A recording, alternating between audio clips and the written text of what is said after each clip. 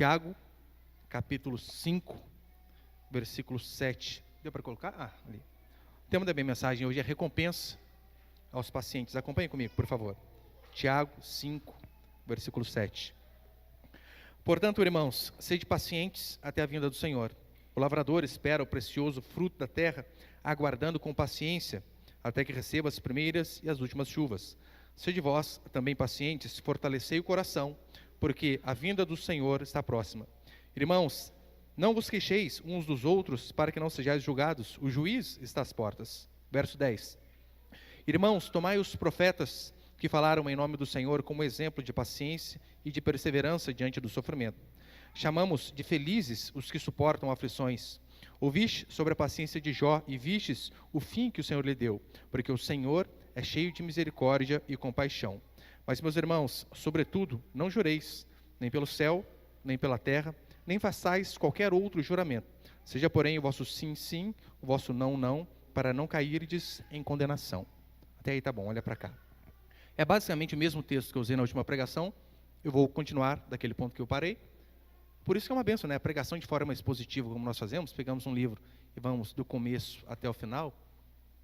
Vocês não têm pressa? Eu também não tenho pressa. E assim a gente vai indo. Mas olha para cá, por favor.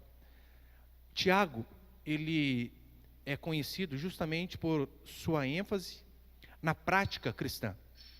Ou seja, Tiago, ele se dirige aos cristãos numa linguagem totalmente contemporânea, atemporal. Por isso ele diz, nós devemos ser pacientes, esperando até a vinda do Senhor.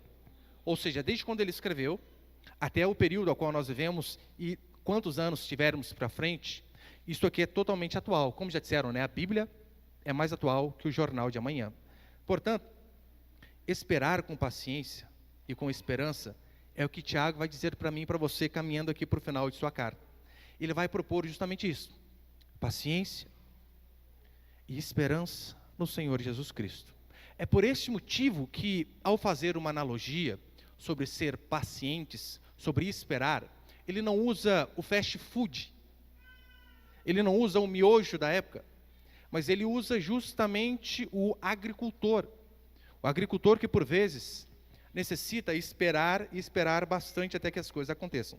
Tiago, ele começa a sua carta com uma chamada à perseverança sob as provações, e aqui ele termina exortando, caminha para o final, exortando a mim e a você a sermos pacientes até que Jesus Cristo volte, até que de fato se consuma todas as coisas, ou até que nós possamos ir para Cristo, porque isso também é o nosso fim. Tiago, então, ele vai encorajar os pobres, os oprimidos. Ele não vai dizer que esses pobres e oprimidos são assim porque são vítimas da sociedade, claro que não. Mas mesmo sendo pobre e oprimido, ele vai dizer, perseverem, mesmo em meio à opressão, mesmo em meio à injustiça, mesmo em meio ao sofrimento. Porque vida cristã, basicamente, é isto: sofrimento.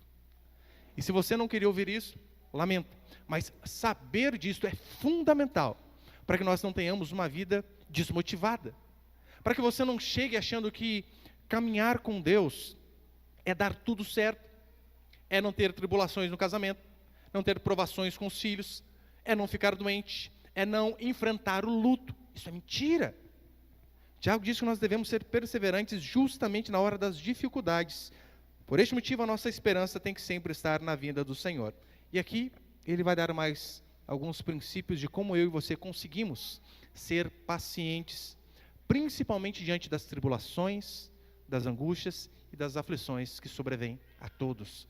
Quero passar alguns princípios aqui então. Põe o primeiro, por favor, meu irmão.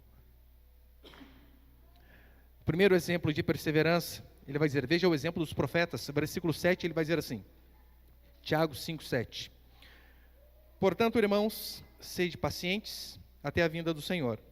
O lavrador, primeiro ele vai dar o exemplo do lavrador, né? O lavrador espera o precioso fruto da terra, aguardando com paciência, até que receba as primeiras e as últimas chuvas. Eu falei na última semana sobre... Eu sei que estamos numa época mais moderna, e o agricultor, ele em si, tem poder sobre muitas coisas. Quem mexe com plantio aqui sabe como é. O lavrador, ele semeia, ele prepara a terra, ele tem domínio em certas partes até sobre alguns processos de chuva via irrigação. Ele tem poder sobre essas coisas. Todavia, ele não tem controle nenhum a respeito do tempo. Nada. Ontem fui visitar uma família aqui, perto de nossa igreja, e tem bastante eucalipto que foi cortado ali perto da casa deles. E eu estava dando uma lida sobre isso. E alguns eucaliptos, a média de corte é depois de 6 a 8 anos. Os que se cortam mais rápido. Mas outros, a partir de 12. Imagina você plantar algo e saber que você vai colher a partir de 12 anos para frente. Por esse motivo, Tiago ele vai usar esta analogia do agricultor. Sejamos pacientes. Esperemos com paciência no Senhor. Ainda mais levando em consideração o agricultor na Palestina, que dependia totalmente das primeiras chuvas, que via de regra vinha em outubro para ele plantar, e as últimas chuvas, como ele diz aqui, caía por volta de março para ele colher. Ou seja, há coisas que você não temos o que fazer, a não ser esperar, a não ser sermos pacientes. Só que eu sei que falar sobre ser paciente numa geração fast food, que quer tudo para ontem, é extremamente doído de se ouvir. Mas Tiago vem e diz, sejam pacientes, aquilo que não está no controle de vocês, esperem, aguardem, não fiquem ansiosos de coisa alguma. Convenhamos, veja, eu adoro receber notícia que irmãs da igreja estão grávidas, isso me alegra demais.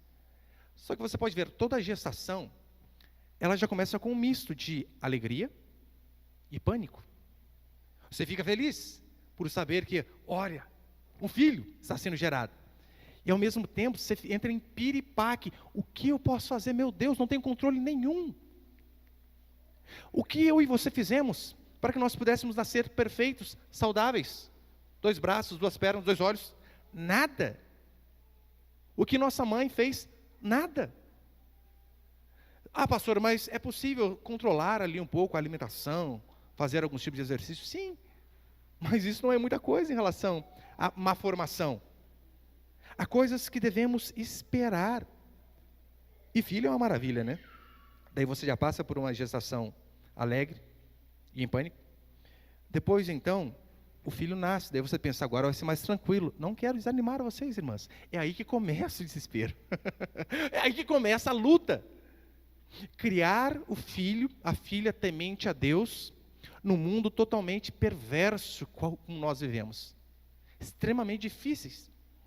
É difícil, mas por isso nós devemos continuar fazendo aquilo que cremos e esperar com paciência. Não fique preocupado. Ontem, né, eu conversava com o Paulo queria aprender sobre homeschooling, ele e a esposa.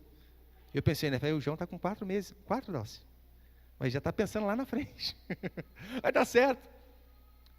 Mas tem que esperar, não há o que se fazer agora. Espera. Paciência é fundamental.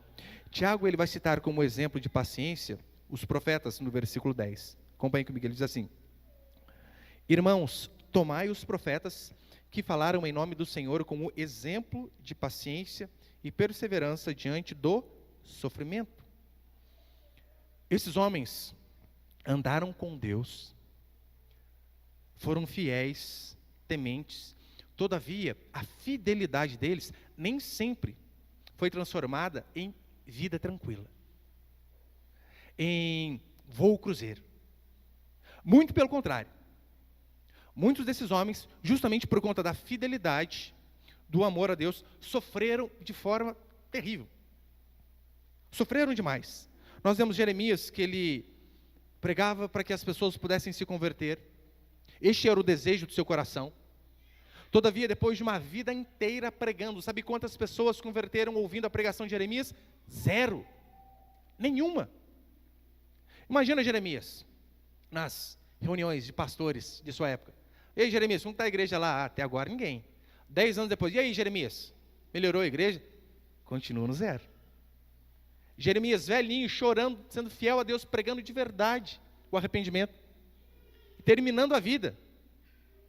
Os pastores aí, e aí, Jeremias, como está agora? 0. Que angústia. Para piorar, foi jogado num poço de dejetos. Isaías também não foi ouvido. As pessoas não deram ouvidos a ele. E segundo o Talmud, a tradição, foi cerrado ao meio. Mas não apenas esses homens. Leia a Escritura, veja o exemplo de Estevão. Veja o exemplo de Paulo. de João na ilha de Patmos, de João Batista, todos sofreram de forma absurda. A diferença é que esses homens, mesmo em meio ao sofrimento, eles jamais colocaram em dúvida o amor de Deus sobre eles. Este é o diferencial da vida cristã. Passamos sim por tribulações, por angústias, por aflições. Todavia não podemos jamais duvidar de que o Senhor nos guarda, de que o Senhor nos ama e de que o Senhor é por nós. É por este motivo que Paulo vai dizer em 2 Timóteo 3,12: na verdade, todos que querem viver piedosamente em Cristo Jesus padecerão perseguições. Viver de uma forma que glorifica a Deus é assinar uma sentença de ser perseguido, de passar por angústias, de ter sofrimento na vida. Nem sempre a obediência a Deus vai produzir uma vida fácil. Todavia, a vontade de Deus jamais vai nos levar para um lugar onde a sua graça não nos sustente. Disso você pode ficar tranquilo. Ainda que você passe inúmeras tribulações, Deus sempre vai nos sustentar. Como um agricultor, nós devemos continuar trabalhando, esperando. Como os profetas, devemos continuar sendo pacientes, mesmo em meio ao caos, à desgraça e à aflição. A paciência que Tiago diz que devemos ter, não é algo meramente passivo, mas de fato ela é uma força ativa de resistência e esperança. Porque apenas os que conseguem de fato esperar no Senhor, conseguem olhar para a desgraça, como os gaúchos, e ainda assim não se desesperar.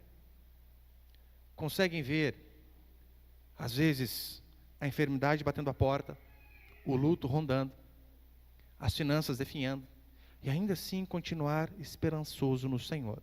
A paciência não é algo meramente passivo. E o conceito aqui, como ele diz no versículo 8, de fortalecer o coração, ecoa basicamente do pensamento estoico, onde a virtude se manifesta através da serenidade, justamente diante de momentos de aflição, angústia e tribulação. Sêneca, um filósofo romano, ele afirmou que a vida é como se fosse uma peça de teatro. Alguns têm uma peça de teatro com um tempo maior, outra menor. Mas uma hora, as cortinas desta peça vão se fechar para nós. Mas o que importa não é o tamanho da peça que nós apresentamos, mas sim a forma como nós nos apresentamos nela. E a vida, de fato, ela é assim. Devemos ser pacientes enquanto estamos aqui, esperarmos o Senhor e saber que um dia eu e você seremos recompensados. Aqui nessa terra, eu não posso garantir isso para vocês. Eu queria poder afirmar. Seja fiel e você vai ser recompensado aqui. Vai receber 10 vezes mais. Né? Não posso. Eu posso orar para que Deus de fato faça isso. Assim como João dizia, eu faço votos pela tua prosperidade, assim como é próspera a tua alma. Agora, afirmar, não. Mas ainda que não sejamos recompensados aqui, na glória você pode ter certeza. Lá a recompensa não falha. Como ser paciente? Segundo princípio.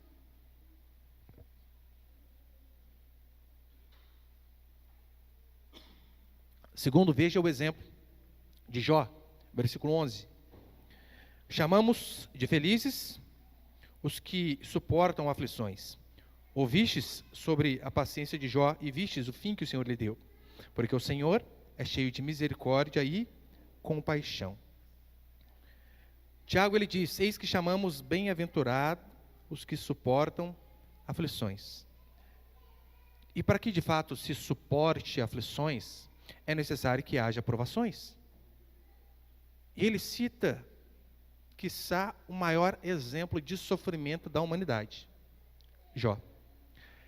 Jó é um homem piedoso, fiel a Deus, temente ao Senhor, próspero, bom pai, sacerdote da família, oferecia sacrifícios pelos seus pecados, pelos pecados dos filhos.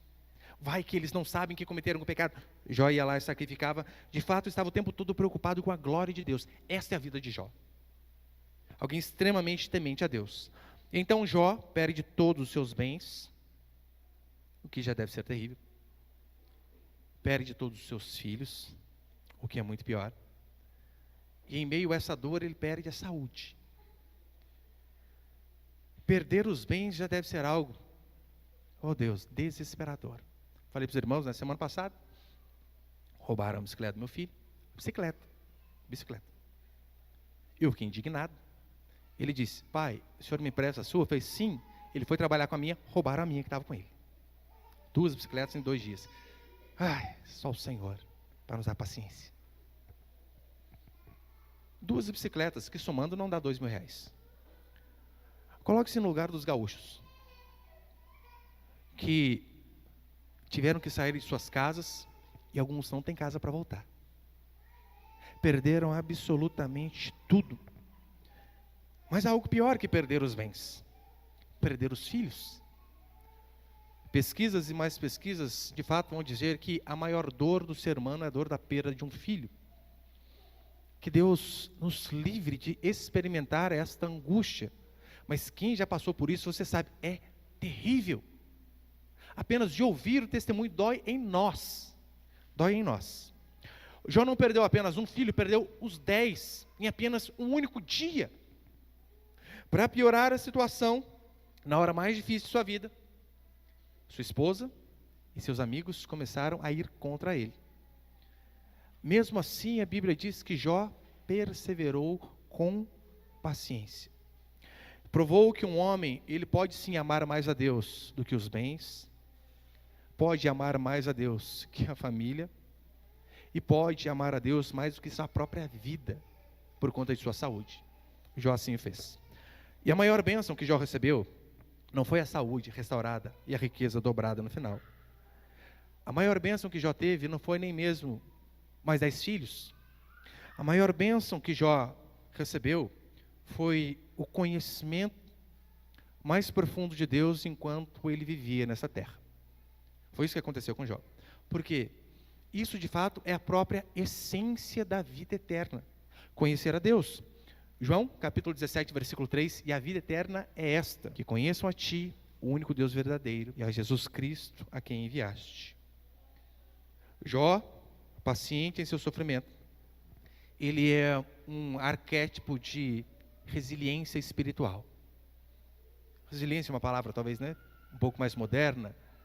É basicamente aquele que enverga, sabe quando você pega uma varinha assim, enverga e ela não quebra?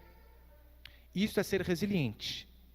Você conseguir suportar a tensão, a aflição, sem quebrar. Jó, este arquétipo de resiliência espiritual. Sua história demonstra que a dor e o sofrimento, ela pode, e na maioria das vezes, vai culminar num conhecimento mais profundo da graça divina do nosso Senhor Jesus Cristo. Porque Deus tem propósitos até no sofrimento, até na angústia. Deus, ele tem propósito mais elevado no sofrimento do que apenas punir o pecado. Por isso ele diz: sejam pacientes, mesmo em meio a angústias. Deus é soberano, sempre é soberano. Como o irmão pregou aqui na quarta-feira, as portas abertas são de Deus, mas há portas fechadas que também são. E até nelas, Deus sempre tem um propósito. Sejamos, portanto, pacientes até quando o sofrimento não tem explicação. Porque eu sei que quando nós pecamos e então somos punidos, é mais fácil aceitar, porque você sabe, eu fiz errado, nada mais justo. Agora, há momentos em nossa vida que nós sofremos, e por vezes não sabemos o motivo. Por vezes oramos como Davi, lembra Davi? Senhor, tu me sondas e me conheces, vê se há em mim algum caminho mau. Devemos constantemente fazer esta oração. Eu acho que talvez um pouquinho diferente de Davi. Davi dizia, né, vê se há em mim algum caminho mau. Nós devemos orar um pouco diferente. Senhor, tu me sondas e me conheces, mostra em mim qual é o caminho mau, porque sabemos que temos.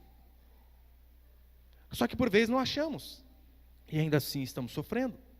Sejamos pacientes justamente quando não conseguirmos explicação para o sofrimento, porque é justamente nessas horas que somos tentados a perder a paciência. Eu não quero dizer aqui também, queridos, que nós não podemos questionar a Deus, claro que não. Por vezes, nós somos convidados a abrir o nosso coração diante do Senhor. Leia os salmos.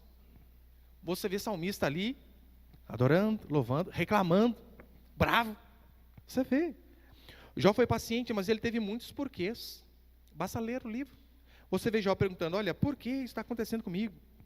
Eu ajudava os pobres, eu oferecia sacrifício por mim, pelos meus filhos. eu era alguém obediente, generoso, e de fato ele tinha todas essas qualidades. Tanto é que Deus fala bem de Jó. Todavia, Jó, ele fez questionamentos, inclusive questionou sobre o silêncio de Deus. Senhor, como assim? Não vês o sofrimento de teu servo? E convenhamos, quem nunca passou por momentos desta forma? Quem nunca questionou o Senhor? Ó Deus, não está vendo? Há quantos anos nesta igreja e o povo não chega às 7h30 para o culto? Há quantos anos a igreja parece que não avança? Você talvez há quantos anos dizendo, Senhor, esse marido parece que não muda. Fiz de tudo. Eu estou basicamente a mulher de Provérbios 31, todo dia em casa, e o homem nada. Ou o marido com a esposa. Senhor, eu faço tudo, mas o espírito de Jezabel parece que não sai da mulher. Paciência. Paciência. Podemos sim questionar ao Senhor.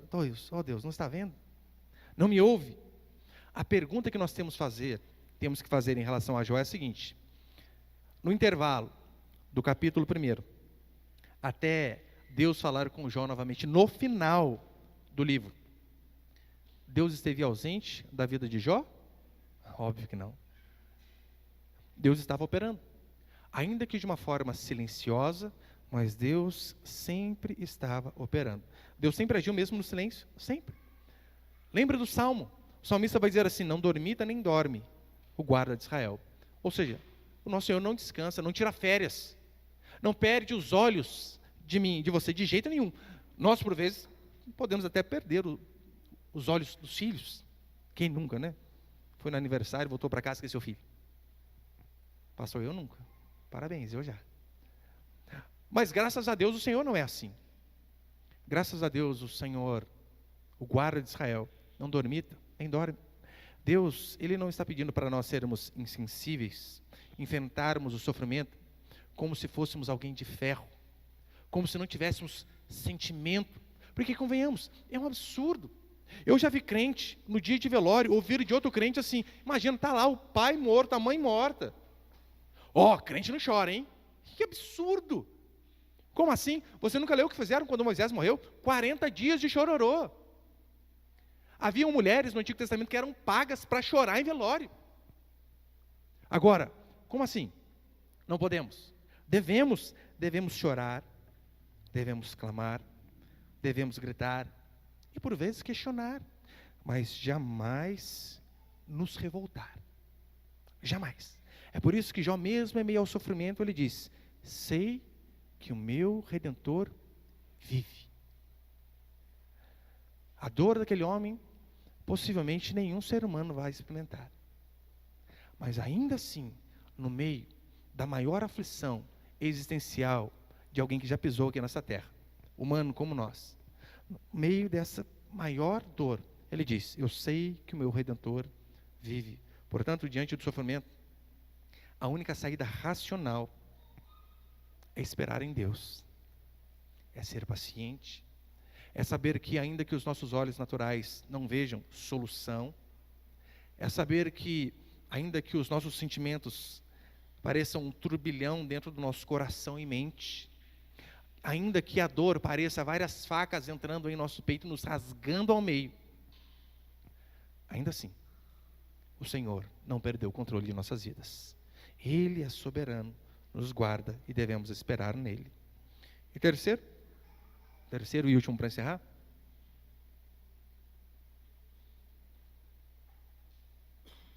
Terceiro princípio, cuidado com os juramentos. Versículo 12. Acompanhe comigo. Mas, meus irmãos, sobretudo, não jureis, nem pelo céu, nem pela terra, nem façais qualquer outro juramento. Seja, porém, o vosso sim, sim, o vosso não, não, para não cairdes em condenação. Eu poderia usar essa passagem aqui para falar a respeito de vários juramentos que por vezes nós temos na vida. Não é errado, né, usar essa passagem para fazer isso.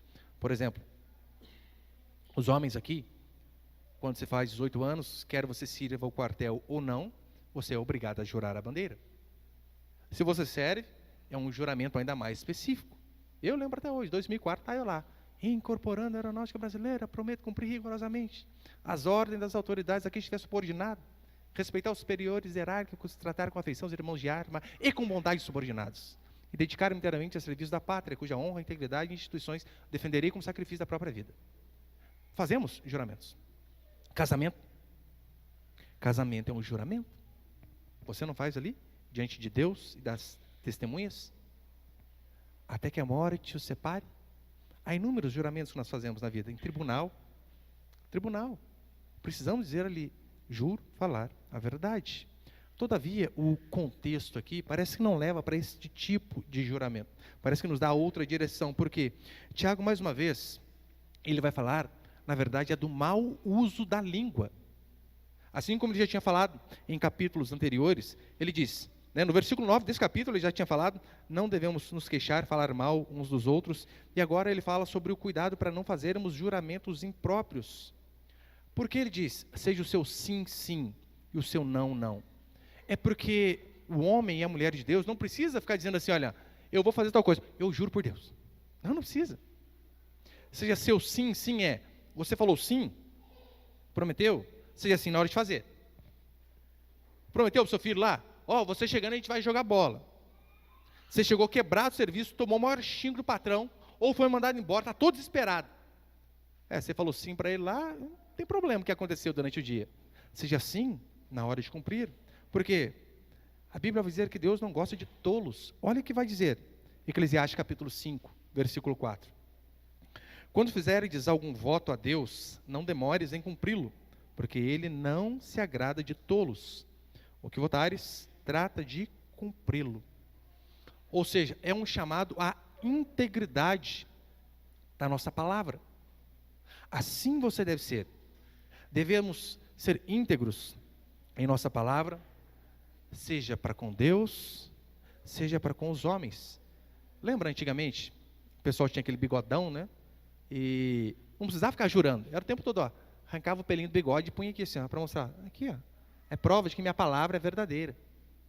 Não precisa contrato, não precisa assinar, não precisa reconhecer firma, nada, minha palavra. Portanto, sejamos verdadeiros e venhamos a tomar cuidado, claro, com os votos, porque cuidado para não prometer coisas absurdas. Prometer aquilo que você não dá conta de fazer. Porque o que Tiago diz é, se prometeu, vai ter que fazer.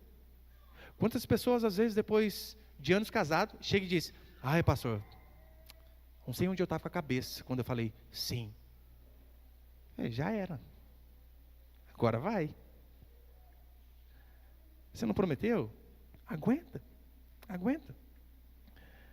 Eu vendi tal coisa. Uma vez teve um irmão que falou isso para mim, eu vendi tal coisa. Falei para o irmão, tanto. Depois ele foi dar uma pesquisada, o bem que ele vendeu era muito mais caro que o preço que ele falou. E aí, hein? Falei, agora sustenta, entra no prejuízo e cumpre a palavra. Devemos ter palavra, devemos esperar com paciência e quanto menos falarmos, é melhor.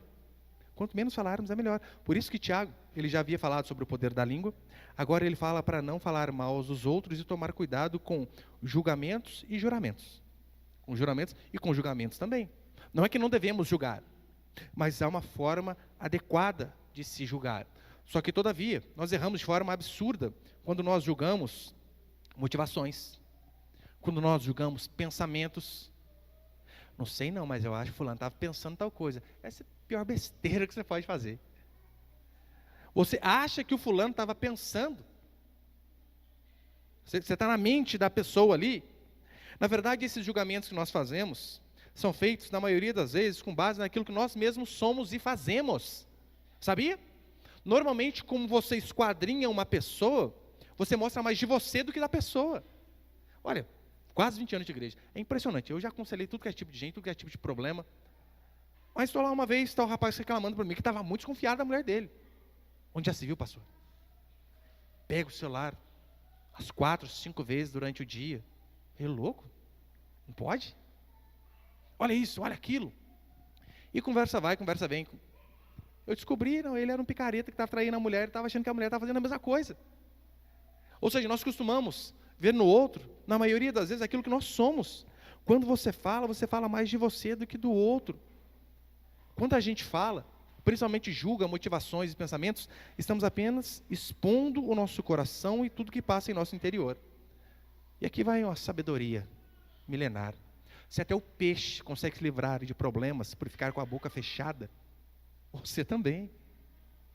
Tiago, ele vai dizer aqui que nós devemos estar prontos para ouvir, tardio para falar, tardio para se irar.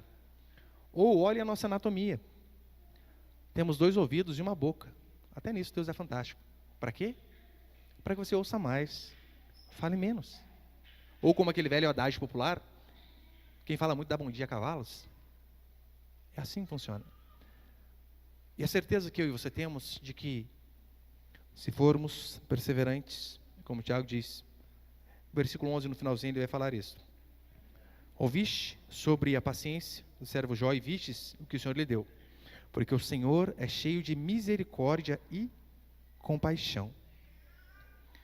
O que a Bíblia diz é que o Senhor é misericordioso e a recompensa que nós temos virá da mão dele.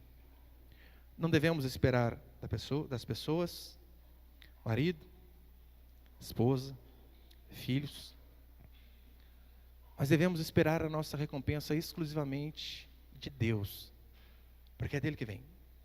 Portanto, queridos, sejamos pacientes, ainda que seja um chamado contracultural.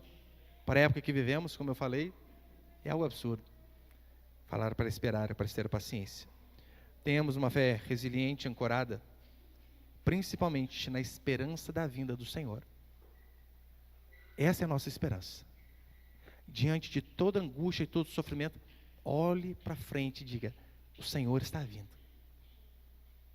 Eu não sei como eu passarei por este vale, mas eu sei, o Senhor está vindo.